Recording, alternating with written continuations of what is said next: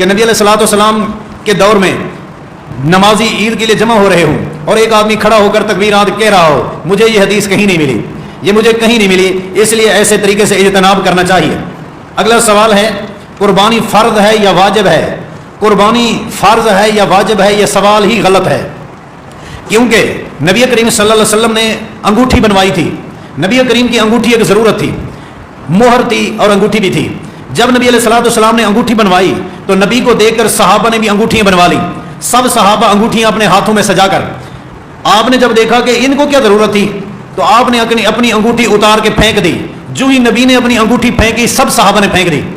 اب کسی صحابی نے سوال نہیں کیا کہ آپ نے پھینک تو دی ہے، ہمارے لیے انگوٹھی پھینکنا فرض ہے یا واجب ہے یا سنت ہے، سنت مؤکدہ ہے، غیر مؤکدہ ہے، مستحب ہے، مندوب ہے؟ نبی پاک کے صحابہ یہ سوال نہیں کرتے تھے۔ آج ہمارے عرف میں یہ جو سوال ہوتا ہے کہ فلاں چیز سنت ہے، واجب ہے، فرض ہے، یہ سوال ٹھیک نہیں ہے۔ ہم نے کلمہ پڑھا ہے لا الہ الا اللہ محمد الرسول اللہ، تو پھر لا یؤمن احدکم حتی تکون ہواہ تبعا لما جئت بہ، رواہ البخاری۔ بخاری شریف میں حدیث آتی ہے کہ جب آپ نے کلمہ پڑھا ہے تو پھر آپ ہر عمل پیغمبر کے مطابق، حکم کے مطابق، شریعت کے مطابق کریں۔ اب اس میں یہ کہ فرض ہے، واجب ہے، کسی چیز کی اہمیت نہ گرائیں۔ جہاں تک فقہا کی بات ہے کہ فقہا نے اپنی ترتیب بنائی ہے کہ کسی کو کہہ دیا یہ فرض ہے، کسی کو کہہ دیا یہ واجب ہے، کسی کو کہہ دیا سنت مؤکدہ ہے، تو فقہا کے نزدیک یہ سنت مؤکدہ ہے، بعد نے اس کو واجب بھی کہا ہے۔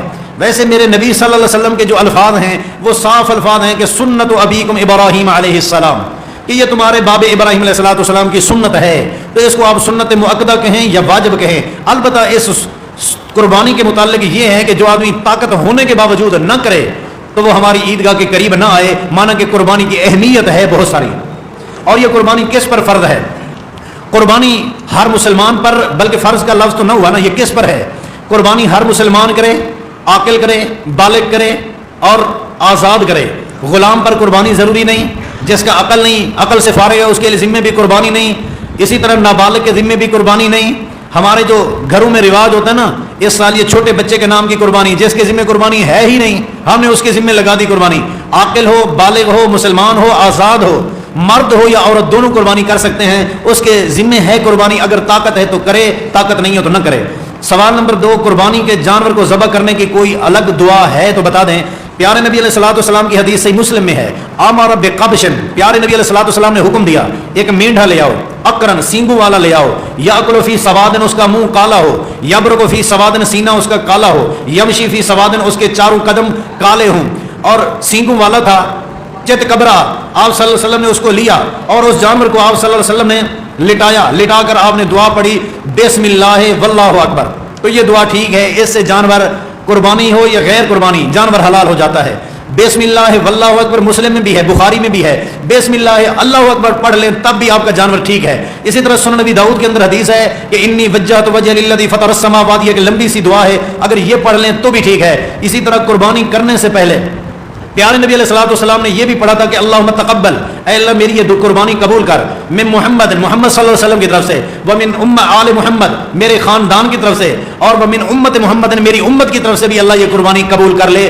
تو جو بھی اس قربانی میں شامل ہیں ان کے بارے یہ کہہ دینا کہ اللہ یہ قربانی، مثال سربراہ کی قربانی ہے، اے اللہ سربراہ کہے اللہ میری طرف سے اور میرے پورے خاندان کی طرف سے قربانی قبول کر لے، تو یہ جملے کہہ دینا۔ 7 حصے دار ہیں تو 7 کا نام لے کر یا بغیر لیے کہ اللہ ہم سب کی طرف سے یہ قربانی قبول کر لے، یہ جملہ اپنی زبان میں کہہ لے تو ٹھیک ہو جائے گا۔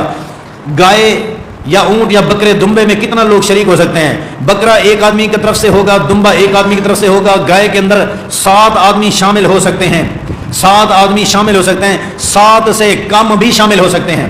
کسی جانور یعنی گائے میں، بیل میں 7 سے کم آدمیوں کو شامل کرنا جائز ہے۔ ویسے تو ایک گائے ایک آدمی کی طرف سے بھی کافی ہو سکتی ہے، تو 7 کی طرف سے کیوں نہیں، 3 کی طرف سے کیوں نہیں ہو سکتی، 4 کی طرف سے کیوں نہیں ہو سکتی؟ میری یادداشت کے مطابق نبی کریم صلی اللہ علیہ وسلم کے ساتھ حج پر نبی کی 2 بیویاں تھیں، یا اگر میں بھولتا ہوں تو پھر 3 ہوں گی۔ نبی علیہ الصلوۃ والسلام نے اپنی 2 یا 3 بیویوں کی طرف سے ایک گائے کی، مانا کہ گائے میں نبی نے کتنا افراد کو شامل کیا تھا؟ 2 یا 3، مانا کہ گائے کے اندر کم لوگ بھی شامل ہو سکتے ہیں، 7 سے زیادہ شامل ہونا ٹھیک نہیں ہے۔ اونٹ کے اندر نبی علیہ الصلوۃ والسلام سے 7 آدمیوں کا شامل ہونا بھی ثابت ہے۔ سنن ابی داؤد اور جامع ترمذی کی روایت ہے کہ 10 آدمی بھی شامل ہو سکتے ہیں۔ جو لوگ کہتے ہیں کہ اس کے اندر موسیٰ نامی ایک راوی ہے وہ ضعیف ہے، حالانکہ جمہور کے نزدیک وہ صحیح ہے۔ ऊंट के अंदर 10 आदमियों का शामिल होना यह जामे तिरमिज़ी की रिवायत और अबू दाऊद की रिवायत के मुताबिक भी है। अगर कोई आदमी इस पर इक्तिफा न करे तो फिर बुखारी मुस्लिम उठा के देखे। बुखारी मुस्लिम में है कि नबी पाक सल्लल्लाहु अलैहि वसल्लम जब बैतुल माल तकसीम कर यानी माल गनीमत तकसीम कर रहे होते तो हर आदमी को एक ऊंट दे रहे हैं। चलते चलते ऊंट खत्म हो गए। अब एक ऊंट की जगह पर कितना बकरे देने हैं? नबी पाक ने एक ऊंट की जगह पर 10 बकरे दिए हैं। माना कि नबी पाक ने एक ऊंट के बदले 10 बकरे देकर साबित किया कि जिस तरह एक बकरा एक आदमी की तरफ से हो सकता है तो एक ऊंट में 10 बकरे यानी 10 आदमी शरीक हो सकते हैं। इसी तरह और क्या गाय में 3 हिस्सेदार मिल सकते हैं? जी हाँ, मेरे 2 बेटों के अकीके बाकी हैं। एक आदमी कहता है कि मेरे 2 बेटों के अकीके बाकी हैं, क्या कुर्बानी की गाय में अकीके मिल सकता हूं? प्यारे नबी अलैहिस्सलाम से ये साबित नहीं है तो हम भी नहीं मिल सकते। आपने फरमाया कि अनिल गुलाम शातानी, बेटा हो तो 2 बकरे या 2 मेंढे, भेड़ की जिन्स हो या बकरे की जिन्स हो, 2 जानवर देने बेटे की तरफ से।